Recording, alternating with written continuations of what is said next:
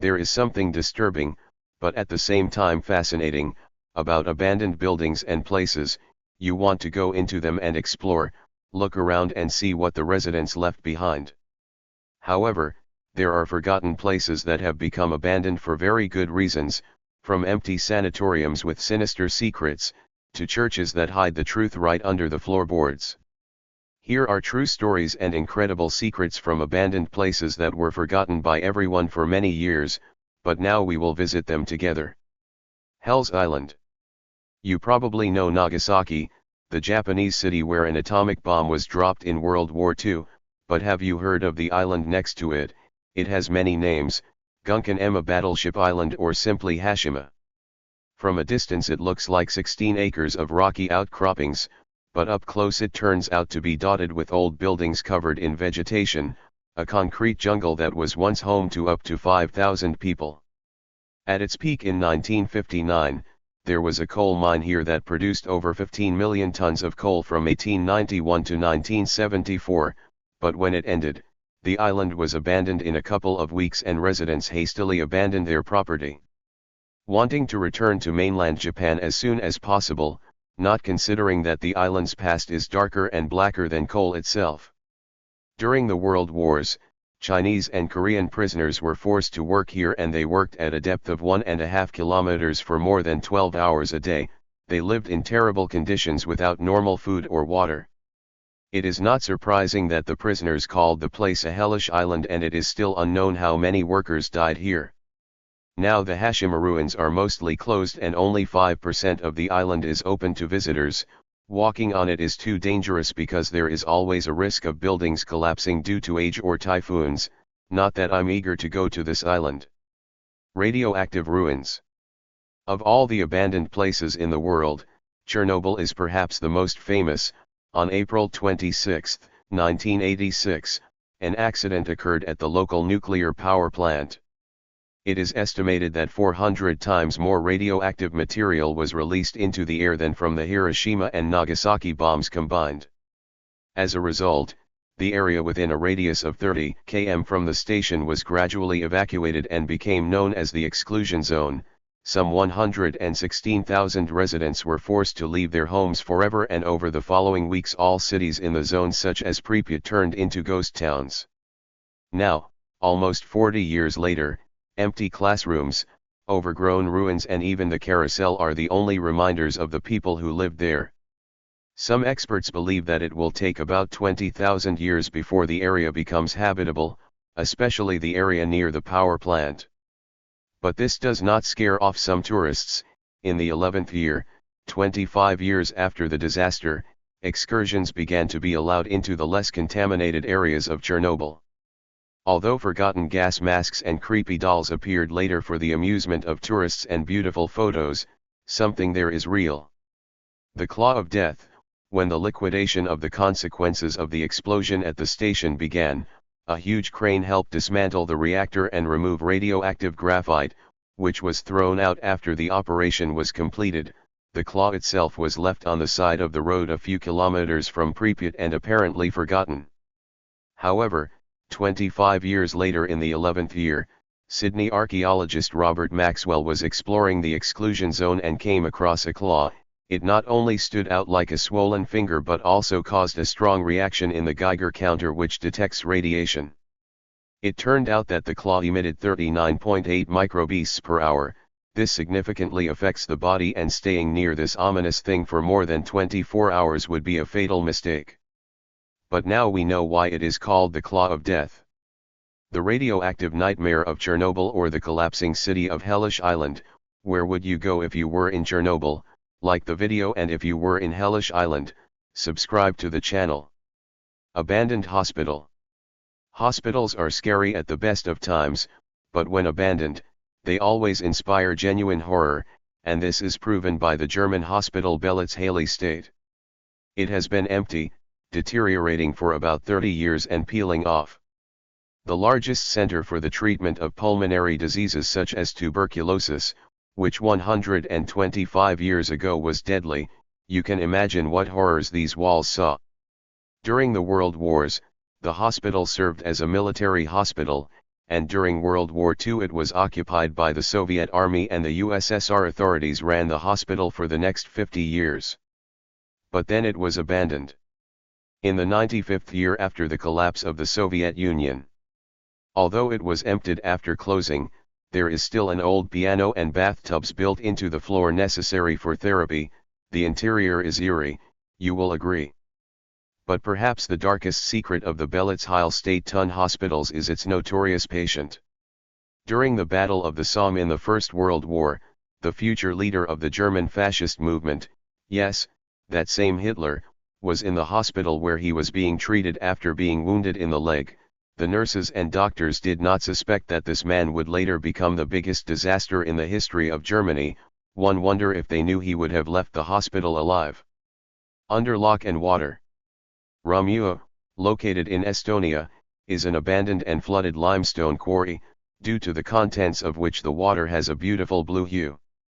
But despite the picturesqueness, this place hides such unpleasant secrets that they spoil all the beauty that you want to admire. Here there are ruins of abandoned buildings, which also ended up underwater. They were built at the height of the use of the quarry. Divers can still see barred windows of buildings filled with reeds, moss, and debris. In this Atlantis you need to be very careful. Jumping into the water is extremely dangerous, because the bottom is full of pieces of thick concrete, branches, thorns, and even rusty forgotten equipment. Rolls of barbed wire are scattered everywhere like a deadly fishing net, but these submerged buildings have secrets of their own. In the 40s, the Soviet Union controlled the Ramua quarry and the inhabitants of the buildings worked here, hard labor, but in fact it was a prison. The prisoners were forced to develop the quarry and they worked with all their might to extract as much limestone as possible. The Soviet authorities hired more than 400 prisoners there, so to speak, and this only stopped when Estonia became independent. In the 91st year, the prison was abandoned and without any restoration, groundwater began to seep into the quarry, and this is how this beautiful but frightening lagoon appeared. Some buildings were completely swallowed up by the water column, while others are only partially visible, but no amount of water can wash away the torment that these forgotten buildings saw. Diseases and disasters. People go to the hospital to get well, but apparently not always. This building is best known as a hospital for the treatment of smallpox, and it was located on Roosevelt Island in Manhattan in New York. Designed by architect James Renwick Jr., the 100-bed hospital opened in 1856 to treat people with smallpox. A deadly disease from which one either recovered or not. The hospital was in great demand and 7,000 patients a year were treated here, but most did not survive. In 1875, it was moved to Brother Power Island, and by the 50s, when smallpox became less dangerous, the isolated complex was abandoned for the sake of economy, and the building has been hanging ever since. Now a dilapidated ruin that towers over the island, the central building is entirely from front to back built from slate quarried and hewn by local prisoners. Stop prisoners, I thought this was a hospital. Turns out it wasn't always here. Before the smallpox outbreak began in 1832, a prison was built here that isolated criminals from the city. They were not the only inhabitants. On the island there were workhouses, hospitals for the incurable, and 7 years after the prison, a New York mental hospital was built here. Treatment there was completely different from modern psychiatric hospitals, and undercover journalists described how patients were sent to the island to hide from others. They lived in truly terrible conditions, overcrowded, incredibly dirty wards, ice baths, spoiled food, nurse abuse. People did not recover in this place. They were sent there to live until the end of their days, forgotten even by their loved ones. By the beginning of the 20th year, when medicine improved, patients were relocated. And like the hospital for the treatment of smallpox, the hospital fell into disrepair by the 50s. Not only the building, but also the entire history of this island is better left in the past. Scary walls. The name Chateau Miranda makes you think of a very expensive hotel, but in fact it is even cooler. And there is a ghost. This is a neo-Gothic Belgian castle with a tower in which there are definitely no ghosts, 56 meters high, built in 1866, but the building was completely demolished in October of the 17th year. However, long before this ending, the Liedekerke de Beaufort family lived here, who fled to the castle during the French Revolution. It has a long history of violence and war, and was also occupied by German troops during World War II, during which time one of the bloodiest battles in the United States took place on the estate.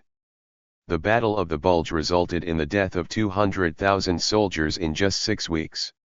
Soon the family lost their residence, which came under the control of the National Railway Company of Belgium in 1950. It was named Noisy Castle and turned into an orphanage and a holiday camp for sick children. It sounds nice and innocent because 200 children were relaxing here, enjoying the fresh air, swimming in the pool and playing on the football field. Just a dream, but the children were treated little better than parasites. It turned out that the management hid how the staff here lived in luxury, while the children were subjected to strict rules and cruel living conditions. After the camp was closed, the costs of maintaining the castle were too high and it fell into disrepair, and then one day a fire severely damaged the building. It was probably arson. However, who exactly did it and for what reason, we will probably never know. The building continued to stand, suffering from the destruction of vandalism. Even many years after it was completely abandoned, dolls were found inside and city explorers claimed to have heard eerie screams of children. Some even saw the ghosts of children wandering around the rooms. I can't say that I'm not happy about the demolition, but whoever set fire to the building was probably delighted. House of Memories. If you are sensitive, then have tissues ready, because although this house is every child's dream, it hides a nightmare story. It is located in Redmond, Washington and is held up by the branches of a mighty old maple tree. The Victorian style makes it look like it was taken from fantasy. It was built in the 70s by Steve Rondell, who wanted to create the perfect house for children and he clearly coped with the task. There is a balcony, a large attic on 4 floors, a bridge over the moat and even a spiral staircase that leads up. Steve and his wife Diane had purchased the property 10 years earlier and transformed a large maple tree and wetland into their woodland paradise. As their children grew older, they began to take an interest in carpentry and engineering to keep the house alive. It was a real family project. It was like that until 2004, when one of the children died. The rest were in shock. They united and started another project trying to recover from the loss. But in 2008, the financial crisis struck again, and as if that weren't enough, Diana fell ill and died that year. At this time, priorities changed and the house was abandoned. Now he stands alone in the forest, waiting for someone to play in him again. In 1919, fundraising began for the restoration of the building, but unfortunately it failed. In subsequent years, the house was destroyed more and more. Without restoration it is doomed to slow death. This is a dying memory, of the happy times of the Rundells. Spirits of the Valley. Layardal in Norway is a place of stunning beauty, green hills, clear rivers, high mountains. But all the serenity is disrupted by a dark building standing in the middle of the valley, which is surrounded by rows of equally gloomy tombstones. This is the Borgund Church, a wooden building built at the end of the 12th century in the village of the same name. Like the blackened facade of this multi-story church, the interior is also very dark due to the fact that it has few windows. This was necessary to keep out evil spirits. Standing on a stone foundation, the building itself is entirely wooden and the outside is coated with resin, especially to protect it from bad weather. However, this is not the only protection. The wooden walls and doors inside are covered with protective runes and drawings. Ancient images of dragons and snakes guard the roof. Crosses everywhere ward off spirits. The parish church operated until 1868, when it was abandoned, probably because wooden churches had gone out of fashion. But the 600-year-old heritage was saved from complete destruction and the building was turned into a museum. This is a good idea, but the museum itself now keeps one frightening secret. Although the church surrounds a cemetery, local residents usually buried their dead under it. this was abandoned only due to the unbearable smell. But despite the ban, some continued to secretly, under the cover of night, dig up the ground next to the church, so that the coffin would fit and end up under the building, all because the ground there was considered more sacred. So visitors who want to learn about Norway's rich past may not know that many locals walk right above the resting place as if this church doesn't look grim enough. Palace of Pleasures. The Kludov Palace Hotel on the Croatian island of Krk was once considered one of the most beautiful and luxurious holiday destinations in the world. This building attracted the wealthiest tourists and boasted a variety of entertainment, a bowling alley, a tennis court and huge swimming pools that were supposedly filled with champagne.